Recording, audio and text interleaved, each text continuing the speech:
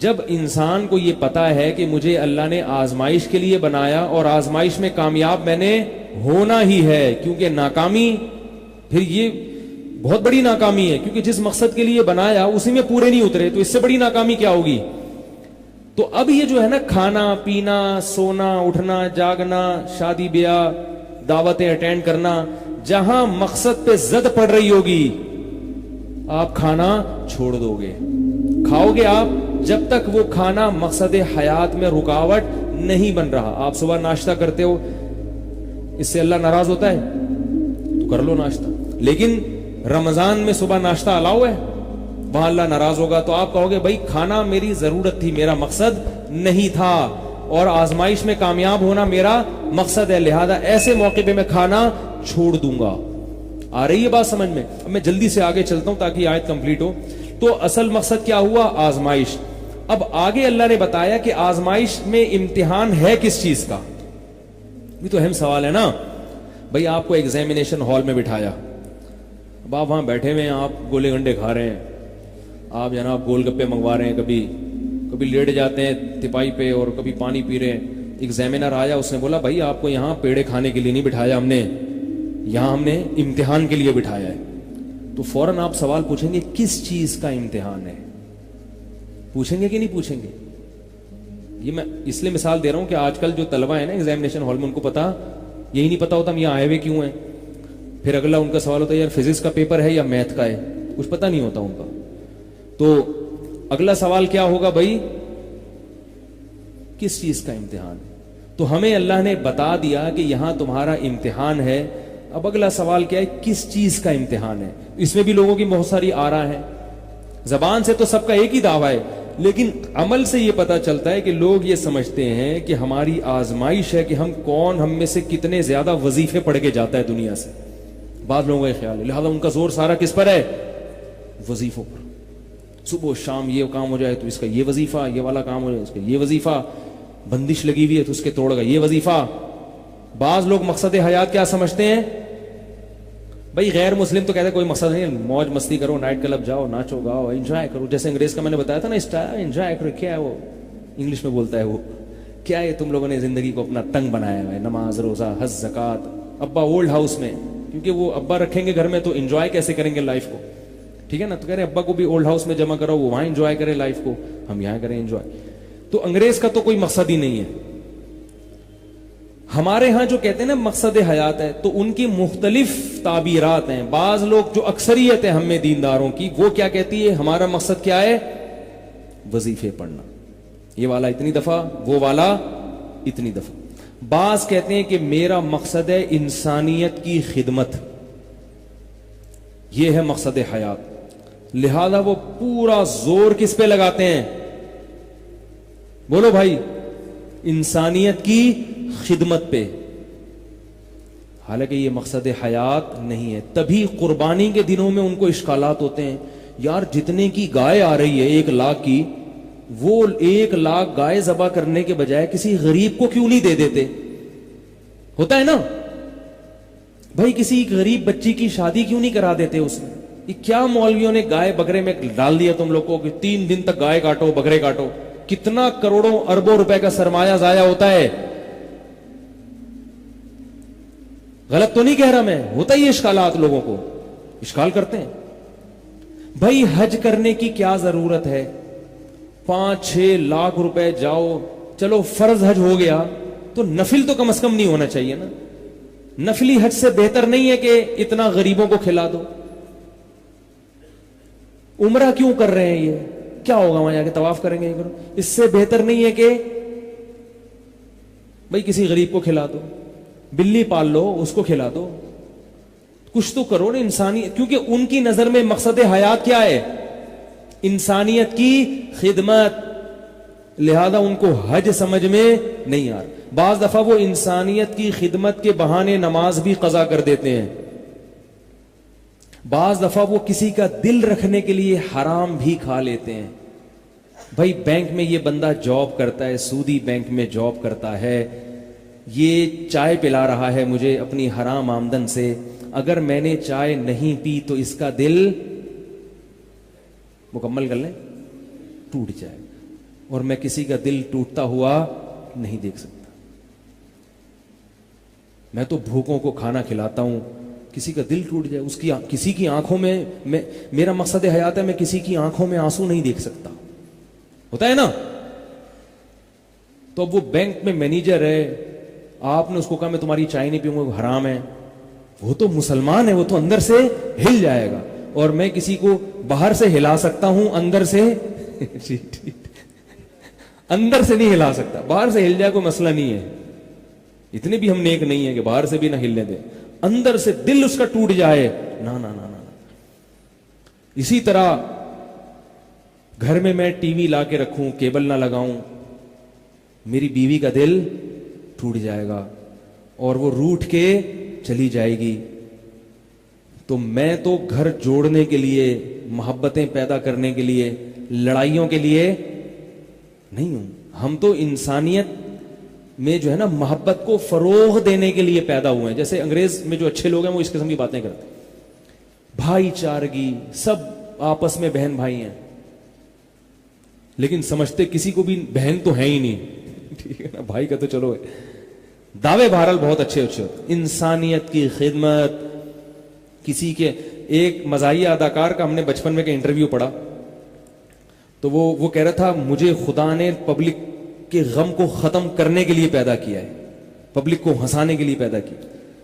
تو اب وہ ہنسانے کے لیے ہر وہ کام کرے گا جس سے لوگ ہنسیں, چاہے وہ جھوٹ ہو, چاہے وہ سچ ہو, چاہے اس میں کسی کا مذاق ہو رہا ہو, کسی قوم پہ طنز ہو رہا ہو, وہ ہنسائے گا. چاہے اس کے لیے نماز قضا کرنی. اب یہ نہیں کہ ہنسا رہا ہے لوگوں کو, نماز کا ٹائم ہوا ذرا میں آ رہا ہوں نماز پڑھ کے پھر ہنساؤں گا بعد میں. نماز پڑھنے کے بعد تو آدمی پہ ایسی سنجیدگی سی طاری ہو جاتی ہے کہ وہ جذبہ ہی نہیں رہتا ہنسنے ہنسانے کا. تو بعض لوگ یہ جو فلمی اداکار ہیں یہ کہتے ہیں انٹرٹینمنٹ کے لیے اللہ نے پیدا کیا. تو یہ انٹرٹینمنٹ کے لیے, تفریح کے لیے ناچتے بھی ہیں, گاتے بھی ہیں, اور بمشکل ان کی جو عورتیں ہیں بمشکل کوشش کرتی ہیں کہ اتنا کپڑا جسم پہ لگ جائے. ان کے کپڑوں پہ پیسہ بہت لگتا ہے مگر کپڑا نہیں لگتا. ان کے جو کپڑے ہیں نا ان پہ پیسہ بہت لگتا ہے مگر کپڑوں پہ کپڑا نہیں لگتا. تو انٹرٹینمنٹ تو اسی میں ہے نا بھائی. وہ پوری ڈھکی ہوئی اگر ہیروئن آئے گی برقعے میں تو کون فلم دیکھے گا. تو انٹرٹینمنٹ کے لیے پیدا کیا. کوئی کہتے ہیں اللہ نے مجھے ماں باپ کی خدمت کے لیے پیدا کیا ہے, یہ بھی غلط ہے. والدین کی خدمت کے لیے پیدا نہیں کیا, کرنی چاہیے خدمت, کہیں ایسا نہ ہو آپ چھوڑ دیں خدمت. تو بہت سارے لوگوں نے بہت ساری چیزیں بنائی ہوئی, گر اس لیے بنایا ہوا, اس لیے بنایا ہوا, اس لیے بنایا ہوا. تو اللہ نے مختلف جگہوں پہ اس کو ڈیفائن کیا. جو اصل آیت ہے اس بارے میں وہ اللہ نے بتائی, وما خلقت الجن والانس الا لیعبدون, میں نے جنات اور انسانوں کو نہیں پیدا کیا مگر صرف اور صرف اور صرف اپنی عبادت کے لیے. عبادت کا مطلب غلامی. عبادت کا صرف نماز روزہ نہیں ہے, عبادت عبد کو کہتے ہیں. عبد جو ہے نا غلام. کیا مطلب, جو آرڈر کروں اس کو فالو کرے. میں اگر کہوں انسانیت کی خدمت کرو تو کرے, میں کہوں خدمت چھوڑ دو تو چھوڑ دے. نہیں یاری بات. میں اگر کہوں کہ لوگوں کو خوش رکھو تو خوش کرے, میں اگر کہوں لوگوں کو ناراض کرو تو میرے کہنے پہ اب لوگوں کو ناراض کرنا شروع کر دے, 4 شادیوں میں بیان کرنا شروع کر دے, تپانا شروع کر دے لوگوں کو, ٹھیک ہے نا, میرے کہنے پر. اور یہ فتوے دینا شروع کر دے کہ سود خور اس کی آمدن غلط ہے, اس کی چائے پینا جائز نہیں ہے, خود بھی نہ پیے دوسروں کو بھی روکے. آئی بات سمجھ میں. میں اگر بقرعید پہ کہہ دوں کروڑوں کروڑوں روپے اڑاؤ اور جانور لا کے کاٹ دو, بس کھاؤ نہ کھاؤ تمہاری مرضی ہے, کاٹنا واجب ہے, قربانی کا گوشت کھانا واجب نہیں ہے. قربانی میں جانور کے گلے پہ چھری پھیرنا واجب ہے, اس کا گوشت کھانا سنت ہے, کھاؤ نہیں کھاؤ مرضی ہے. مینا میں جو جانور کٹتے ہیں, کروڑوں روپے کی مالیت کے جانور ضائع ہو جاتے ہیں, تو دنیا تو چیخے گی نا کہ اتنی زبردست خوراک, انسان کی گوشت سب سے مہنگی ترین خوراک ہے گوشت دنیا میں, اور سب سے زیادہ مرغوب خوراک گوشت ہے, اسے مسلمان 3 دن میں اتنا کاٹتے ہیں کہ اگر یہ نہ کاٹتے تو یہ گوشت پورے سال آہستہ آہستہ تقسیم ہوتا, گوشت کے ریٹ نہ بڑھتے. اور مینا میں کروڑوں قربانیاں ہوتی ہیں, وہ سب اکثر ضائع. سعودی حکومت بعض دفعہ آگ لگاتی ہے جانوروں کو, تو اللہ کیا کہتے ہیں کہ تمہیں انسانیت کی خدمت کے لیے پیدا نہیں کیا, تمہیں میرے آرڈر کو فالو کرنے کے لیے پیدا کیا ہے, کیونکہ میں نے پیدا کیا, اپنی پہچان کرا دی کہ میں ہوں سب کچھ. تو ففروا الی اللہ, میری طرف دوڑو, میں جو کام کہوں کرو, جس کام سے منع کروں رک جاؤ. کسی کا دل ٹوٹتا ہے تو 100 دفعہ ٹوٹے, جڑتا ہے تو 100 دفعہ جڑے. نہیں آ رہی میرے خیال آواز؟ بھئی اللہ بھی تو ہے نا کچھ. غیر مسلم کہتے ہیں انسانیت کی خدمت, انسانیت میں کیوں کہتے ہیں؟ اس لیے کہ انسانیت سے رشتہ ہے. تو اللہ کہتے ہیں میرے سے رشتہ نہیں ہے کوئی. آج کل ایک ڈائلاگ بہت مشہور ہے کہ مذہب کا رشتہ بعد میں ہے, انسانیت کا رشتہ پہلے ہے. یہ ڈائلاگ دیکھنے میں بڑا اچھا لگتا ہے.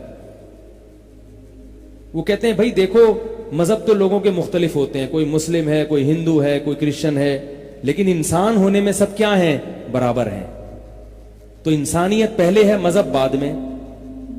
بات یہ ہے کہ انسان کا انسان سے رشتہ پہلے ہے یا انسان کا انسان کو بنانے والے سے پہلے رشتہ ہونا چاہیے؟ بہن بھائیوں کا رشتہ پہلے ہے یا باپ اور اولاد کا رشتہ پہلے ہے؟ بولو نا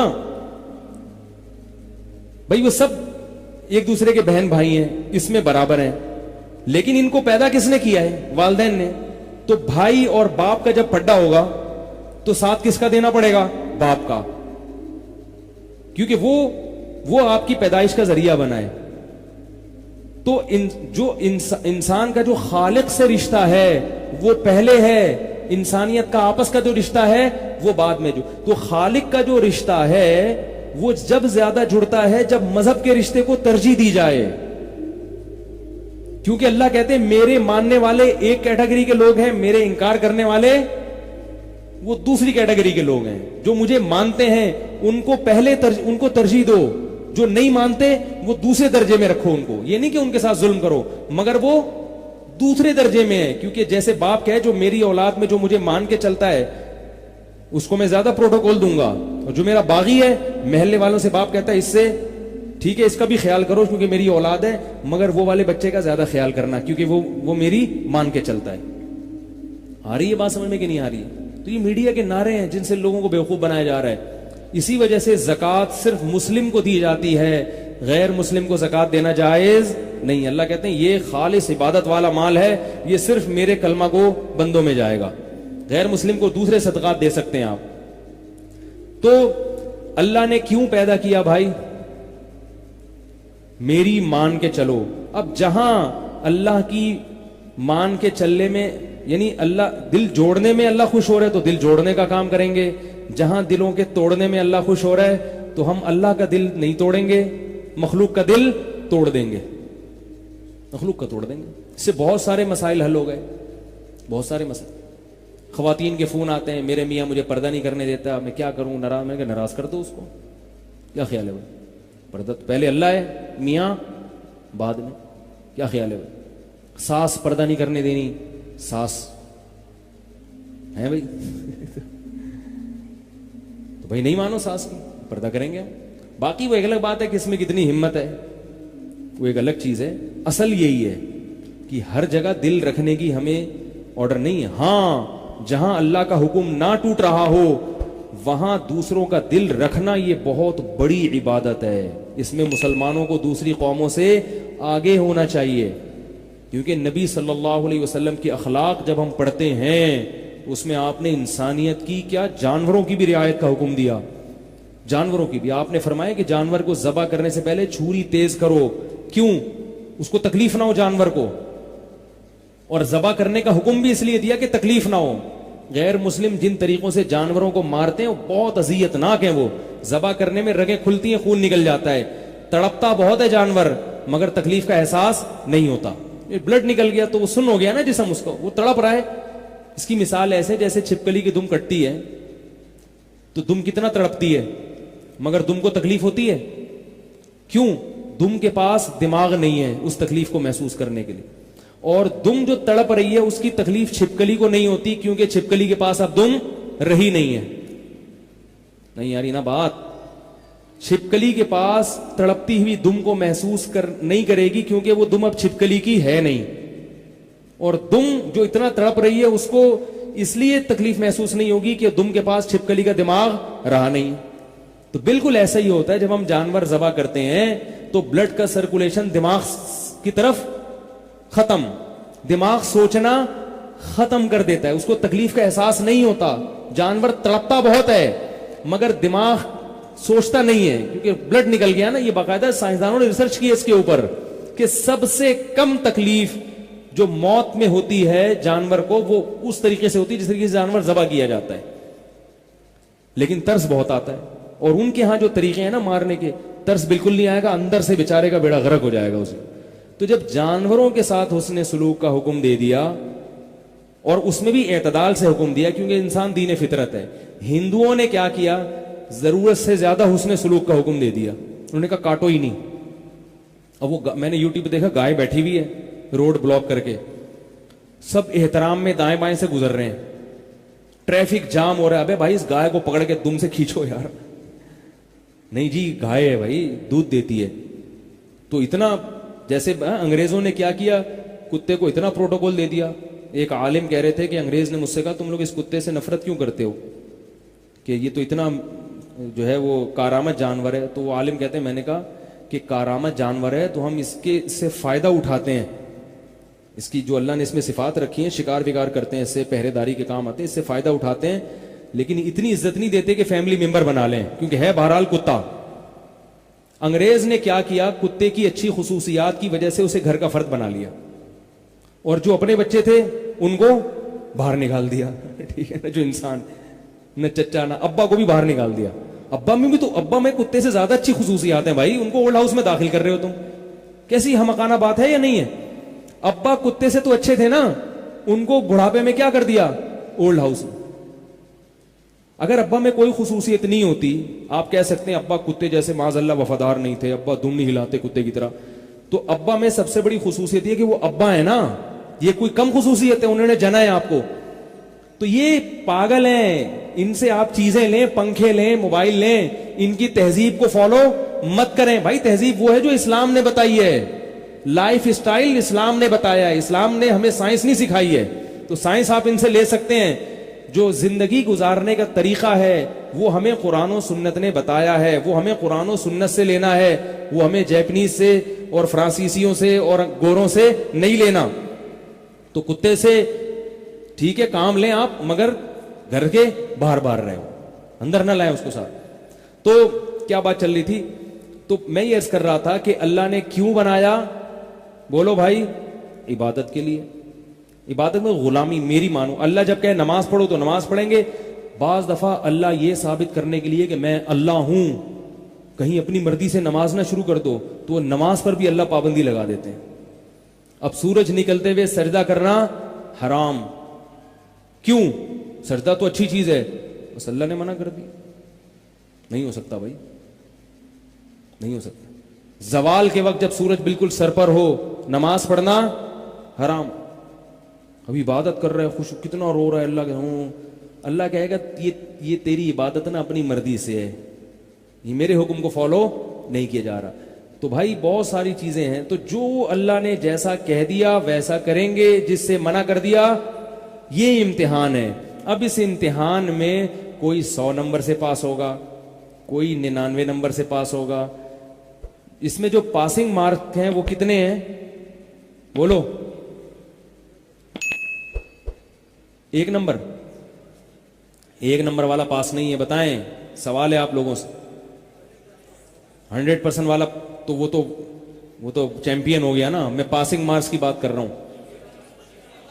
51 کس نے جواب دیا؟ ہاں صحیح، 51. کم سے کم اس میں 51 نمبر لینے ہیں تاکہ نیکیوں کا پلڑا برائیوں کے پلڑے پر حاوی آئے. جس کی نیکیوں کا پلڑا جھک گیا، کیونکہ اگر اللہ کہتے کہ 100 نمبر چاہیے، کم از کم میں تو اگلے ہفتے بیان کے لیے نہیں آتا، کیونکہ میرے اعمال تو ایسے نہیں کہ ہر چیز بالکل پرفیکٹ چل رہی ہو، کہیں نہ کہیں تو کچھ نہ کچھ ہو ہی جاتا ہے انسان سے.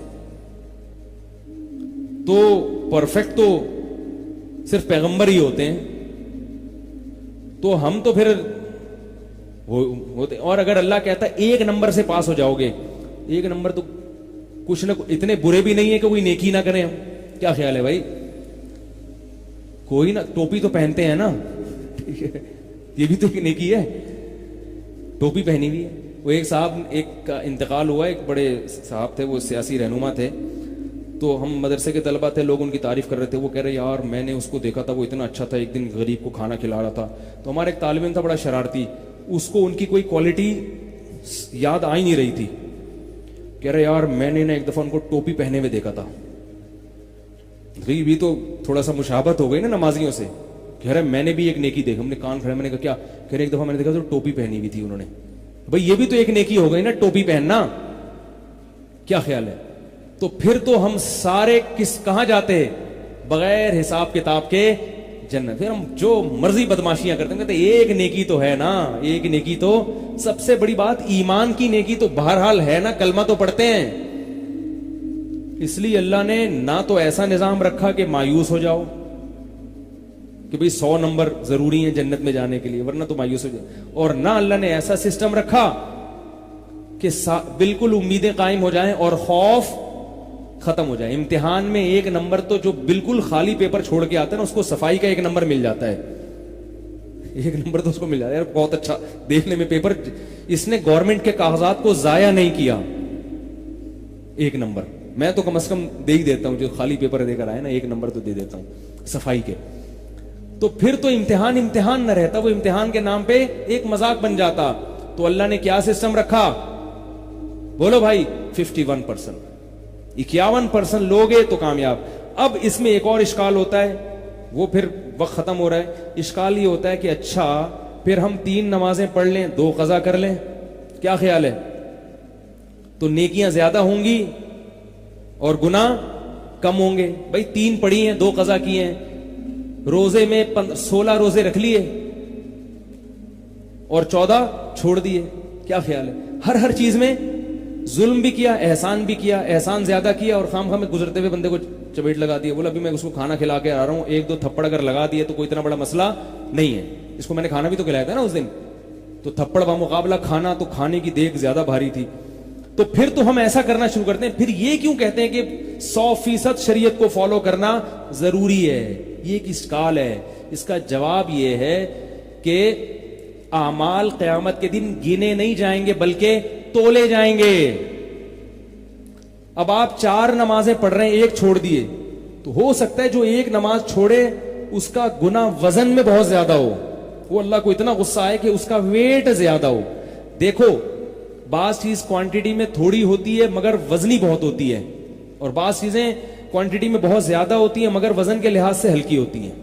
اب ہمیں یہ پتا نہیں چلتا کہ ہماری کون سا گناہ قیامت کے دن وزنی بہت ہو جائے, لہذا اس خوف میں ہم ہر گناہ سے بچیں گے. اور ہمیں یہ بھی پتا نہیں ہے کہ قیامت کے دن کون سی نیکی اتنی وزنی ہو کہ بیڑا پار کر دے, لہذا ہر نیکی کو کرنے کی کوشش کریں گے. نہیں آ رہی بات؟ اور جو اس طرز پہ چلے گا اس کے بارے میں اللہ نے خوشخبری دی ہے کہ اس کے بارے میں امید ہے کہ اس کی نیکیوں کا پلڑا بھاری اور گناہوں کا پلڑا ہلکا ہو جائے گا. تو ہمیں یہ پتہ نہیں ہے کہ کون سا گناہ وزنی ہے اور کون سی نیکی بھاری. یہ بہت اہم موضوع ہے, اس کو پھر میں موقع ملا تو اگلے بیان میں دوبارہ اس کو میں اچھی طرح سے سمجھاؤں گا کہ اس پہ بہت سارے اشکالات ہوتے ہیں. تو اس لیے اللہ نے ہمیں کیوں بنایا بھائی؟ کیوں بنایا بھائی؟ اپنی عبادت کے لیے, اطاعت کے لیے بنایا ہے. تو اب وہ جو مقصد ہے ہمارا وہ کیا ہے؟ اللہ کی اطاعت کر کے جانا ہے. اور یہ کھانا پینا اور یہ ساری چیزیں ہماری کیا ہیں؟ تو ان میں جو ضرورت ہمیں ہمارے مقصد تک لے جائے گی وہ ضرورت بھی ہم عبادت سمجھ کے پوری کریں گے. اگر کھانا ہمیں اس لیے کھا رہے ہیں کہ بھائی اس سے گھر والوں کے حقوق ادا ہوتے ہیں, صحت اچھی ہوتی ہے, نبی کی حدیث پر عمل ہوتا ہے کہ طاقتور مومن کمزور مومن سے اللہ کو زیادہ محبوب ہے, نماز پڑھتا ہے ایسا انسان, تو یہ کھانا مقصد کا ذریعہ ہونے کی وجہ سے یہ بھی ضمناً مقصد میں داخل ہو جائے گا, کیونکہ اس سے بھی وہ مقصد میں معاون مددگار, تو یہ بھی عبادت بن جائے گا. اور اگر یہ کھانا معاون مددگار نہیں بن رہا بلکہ مقصد سے دور کر رہا ہے, اتنا پھوڑ رہے ہو بیٹھ کے کہ نماز میں سستی ہو رہی ہے, بیمار پڑ رہے ہو, حقوق ادا ہونے کے بجائے کولیسٹرول لیول بڑھ رہا ہے, بیوی بھی پریشان, بچے بھی پریشان, ہر وقت ابا جو ہے نا ان کا بی پی نہیں کنٹرول میں آتا, کولیسٹرول اتنا بڑھ گیا ہے, ہاسپٹل میں پڑے رہتے ہیں. تو یہ کھانا پھر کیا ہے؟ مقصد تک لے جانے والا نہیں ہے, بلکہ یوں کہیں گے آپ کا مقصد ہی کھانا ہے. آپ کھانا اس لیے کھاتے ہو کہ آپ یہ سمجھتے ہو کہ اللہ نے مجھے کیوں پیدا کیا؟ کھانا کھانے کے لیے پیدا کیا. پیدا ہی میں کھانا کھانے کے لیے. جیسے کہ آج کل ہم میں سے اکثر لوگ یہی سمجھتے ہیں یہ بھی کھا رہے ہیں وہ بھی کھا رہے ہیں, مد ذلہ العالیہ, جو ملا تسلی سے کھا لیا. تو یہ نہیں ہونا چاہیے. تو یہ بات سمجھ میں آ گئی بھی کہ نہیں آئی سمجھ میں؟ تو اس کو میں انشاءاللہ مزید لے کے چلوں گا آگے. اب بار بار ہر وقت ہمیں کیا سوچنا ہے, اور ہمارے قدم کہاں جا رہے ہیں؟ قبر کے قریب. اور ایگزامینیشن ہال میں تو پتا ہوتا ہے 3 گھنٹے سے پہلے کوئی نہیں نکالے گا. جس ایگزامینیشن ہال میں ہم ہیں اس میں کچھ پتہ نہیں کون کب نکل جائے گا. اس میں پتلی گلیاں بہت ہیں, اس میں جو پتلی گلیاں ہیں نا بہت ہیں. کوئی ادھر سے نکل جائے گا, کوئی ادھر سے نکل جائے گا. کوئی آفس جا رہا تھا راستے میں ٹرک نے مارا, وہ نکل گیا بھائی قبرستان کی طرف. کوئی آفس سے واپسی پہ مر گیا. ابھی میں ایک صاحب کی عیادت کے لیے گیا, اچھے بھلے صاحب تھے, ان کی 3-4 گولیاں لگیں جسم میں, بستر پہ پڑے ہوئے. میں نے کہا یہ گولیوں کا آپ سے کیا تعلق؟ تو بیچارے شریف النفس. پتہ یہ چلا کہ پولیس والے ڈاکو گولی مار رہے تھے, لگ ان کے گئی ہے بھائی. اب دیکھو کہاں سے گولی کس کے لیے چلی تھی اور لگی کس کو. پولیس والے بھی شرمندہ تھے. وہ کہہ رہے ہیں جب پولیس والوں نے مجھے اٹھا کے دیکھا نا, بھائی یہ تو وہ بندہ ہی نہیں ہے بھائی. پولیس والوں نے جب اٹھا کے دیکھا بھائی یہ تو وہ بندہ ہے ہی نہیں جس کو مار رہے تھے. تو شکر ہے پولیس والے پہچان گئے, ورنہ وہ پوری سر میں گولیاں اتار دیتے اس کی. یہ اللہ کا بڑا فضل ہو گیا. تو موت کا کوئی پتہ ہے کہ اب وہ بیچارہ باڈی بلڈنگ بھی کرتا ہو, اگر روزانہ کولیسٹرول لیول چیک کرتا ہو, بلڈ پریشر چیک کرتا ہو کہ میں کم از کم 90 سال زندہ رہوں گا, اتنی چیکنگ کہاں سے کرے گا کہ پولیس کی موبائل جب بھی جائے ہے بھائی تو وہاں سے بھاگ جائے کہ کہیں ایسا نہ ہو ڈاکو کو گولی لگے چلے اور مجھے لگ جائے. اگر اتنی احتیاط کرے گا تو زندہ کیسے رہے گا؟ وہ تو ٹینشن سے مر جائے گا. ویسے ہر وقت احتیاط کو کہ ٹرک نہ مجھے مار کے چلا جائے, تو پھر جہاں سے ٹرک آئے گا وہ اسے دیکھ کے نکل جائے گا. وہاں سڑک پہ آئے گا ہی نہیں, گاڑی نہ مار کے چلی جائے. پیدل سفر کرے گا, پھر یہ ڈر ہوگا کہ بھائی پیدل بھی کوئی گٹر کا ڈھکن نہ کھلا ہوا ہو رات کے وقت. اتنی ٹینشن ہے کہ ایسا آدمی برین ہیمریج سے ویسے ہی مر جائے گا. تو اس سے بہتر ہے کہ جس چیز سے بچنا ممکن نہیں ہے تو اس کے لیے تیاری کر لو بھائی. کیا خیال ہے؟ تو تیاری کر لو یار, مرنا تو ہے, پتہ نہیں کیسے مریں گے, تو اچھا مر جائیں, مریں تو امتحان میں کامیاب ہو کے جائیں. تو اس لیے ایسا آدمی ہنسی خوشی زندگی گزارتا ہے. بھئی موت کی تیاری ہے پہلے سے. جیسے ہمارے حضرت اشعار پڑھا کرتے تھے, اتنے بڑھاپے میں خوش تھے کہ اب موت آنے والی ہے, اس پہ خوش ہوتے تھے. ہم بڑھاپے میں پریشان ہوتے ہیں یار مرنے والا ہوں, وہ خوش ہوتے تھے کہ بھئی اللہ نے اچھی زندگی گزار دی, اب تو بس اللہ کے قریب جانے کا وقت آ گیا. اشعار پڑھتے تھے خوشی سے. اور حضرت اس چکر میں دنیا سے جاتے ہی نہیں تھے, کیونکہ جب خوش ہوتے تھے صحت اور اچھی ہو جاتی تھی, ٹھیک ہے نا, بیماری نہیں ہوتے تھے. حالانکہ حضرت موت کے لیے تیار تھے. فرماتے تھے 63 سال کے بعد مجھے اب زندہ رہتے ہوئے شرم آتی ہے. 63 سال میں نبی دنیا سے چلے گئے, میں ابھی تک ہوں. تو شرما کے بھی ماشاءاللہ 80 سال حضرت نے نکال لیے, اس لیے کہ خوش رہتے تھے نا. تو دنیا کا بھی فائدہ, دین کا بھی فائدہ. اللہ تعالی ہمیں مقصد حیات کو پہچاننے کی توفیق نصیب فرمائے.